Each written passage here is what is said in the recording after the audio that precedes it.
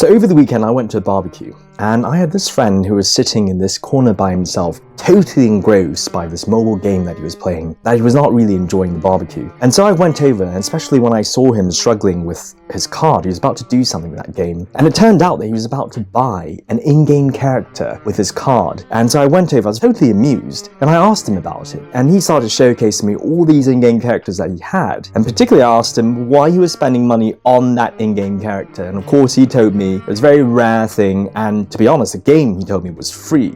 And he barely spent any money on it. Only occasionally he would buy these special things that makes the whole game a much better experience. And yet I was very doubtful. So I asked him to look into his records, his payment records, and it turned out over the past 2 years, he had actually spent $300 on that free game that he was playing. Now, $300 over 2 years for some of you might not be a lot, but consider the fact that most games paid, the ones that you buy in the store, are nowhere close to $300. That is a shocking figure. And what is even more shocking is that my friend had no idea that he had spent this much in 2 years. It was just something that happened over time, and he had absolutely no idea. He was as surprised as I am. And so this really got me thinking about free games. I thought we can really get into it tonight in this evening chat as we talk about really the rise of these free games and how they're designed to actually exploit our behavioral psychology. You see, free games today are pretty much the norm. When you think about the App Store and mobile games in general, the way they began was very much like traditional mainstream games. You would pay for the games, you would buy it, and that's it, you have this complete experience. But if you take a moment to reflect on today, most mobile games that you can download on the App Store, they are almost entirely free.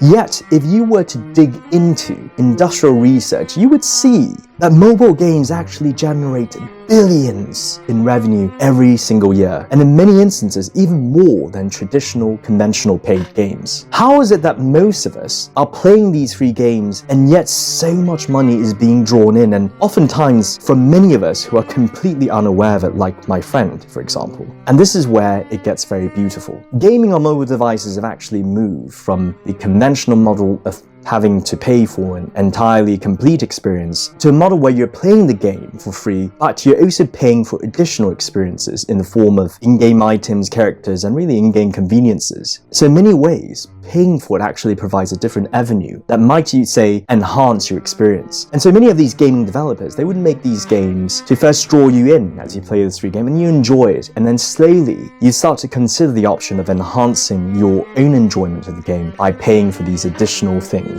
Now this might seem all very standard, but it's in the way that these payments happen and the way that us humans actually process these purchase decisions that makes it very, very interesting, because the gaming developers, they're fully aware of how our human psychology works. And this evening I'd like to break down a few things. The first revelation for us to consider is that there have been countless of psychological research that has demonstrated that when you take a person away from the actual act of purchasing, in the sense of actually diminishing and exchanging resource for something, it's actually much easier for that person to make that purchase decision. Well, to be specific, if today you were to buy something for, let's say, hundreds of dollars in cash, and if you were to physically take out hundreds of dollars in cash and give that money to someone for something, it is actually a more difficult decision for you, because you feel like you've expended your wealth and your reserves for that particular thing. However, if you were to detach that person from that sense of loss, for example, if you were to pay by card, where you don't see that diminishing of resource, it is actually much simpler, easier to get that person to purchase the goods or services that you're trying to sell.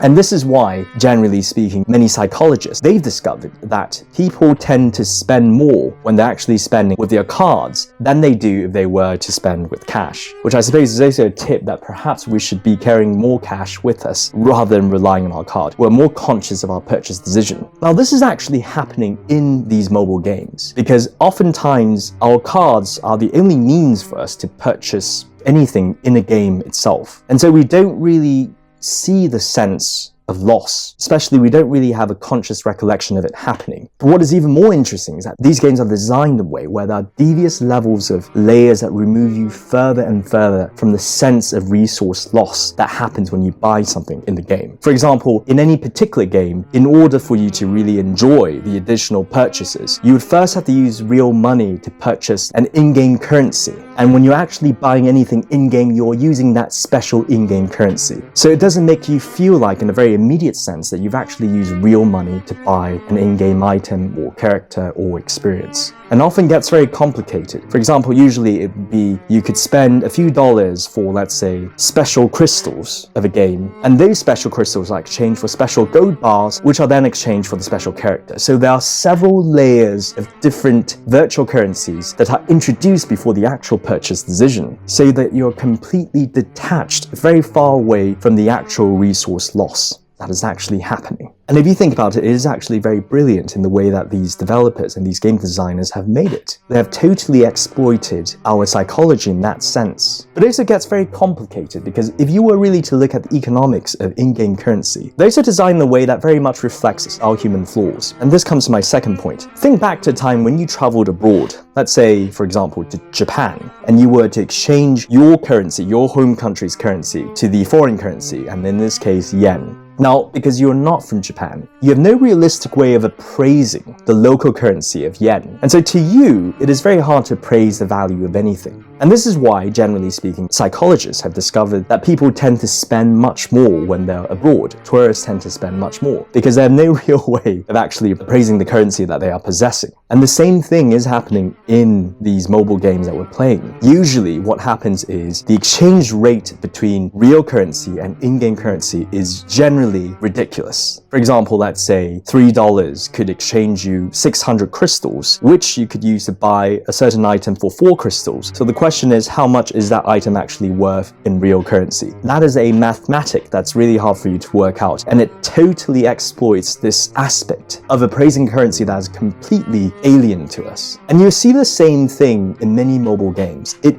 never is an easy and direct value-to-value exchange. It's usually a very ridiculous thing. And oftentimes, many different layers of value introduced so that you're completely lost in working out the actual worth. Because it is much more difficult to sell something directly, where people can very easily appraise the value of the item. For example, if we were to say a certain in-game item is $10, then we could actually think whether that is worth it or not. We would actually take some time to think about it. But if a certain item is worth 400 red crystals, which is exchanged through 500 blue crystals, which you can buy through 10,000 coins, then that is something that is a bit more difficult to work out and invites really more room for confusion and potentially more room for spending. But the last and most beautiful thing that I think that many of these game developers have realized is really more towards the behavioral economics side of human nature. Now, us humans have two things that makes us really prey to these free games. The first is really the sense of the immediacy that most of us have. Generally, we humans tend to be very myopic in the way that we pursue our own interests in life. We rather have the enjoyment of immediate interests right up front. And if we can eradicate the inconveniences so that we can have immediate convenience in life, we would. Because most of us,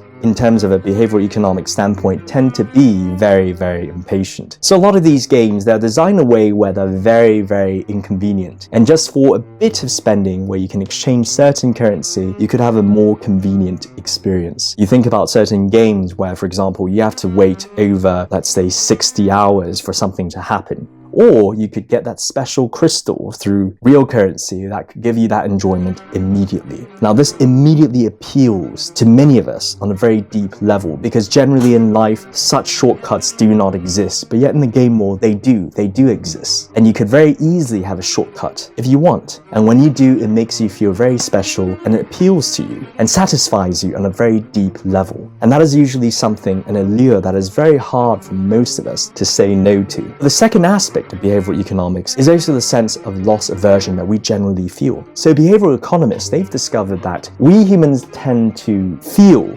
loss more intensely than gains that are comparable on an equal level. We hate losses so much more than we do when we gain something. And in many of these games that you play, it gets to a point where it's so challenging at a certain level where you face the risk of losing the game or perhaps not being at the level that you want to be, that in order to avoid that, you are pushed psychologically to actually do something about it. And so many of these game designers, they're actually incentivized to make the game very difficult as you play further and further on. And the only realistic way is for you to pay. Now, this might sound like a very easy proposition. You could just decide not to. But with the idea of loss aversion being such an instinctive part of us, most people would actually be tempted to pay to avoid that sense of loss. And if you put all these things I've discussed this evening, you'll start to see that many of these people who pay, they aren't foolish. It's just that these games really capitalize on our psychology and instinctively push us to pay for them. And what was so interesting is that when I actually did research into the figures, it turns out that actually less than 10% of people actually pay for the various items and things in these free games. But yet the small percentage of people,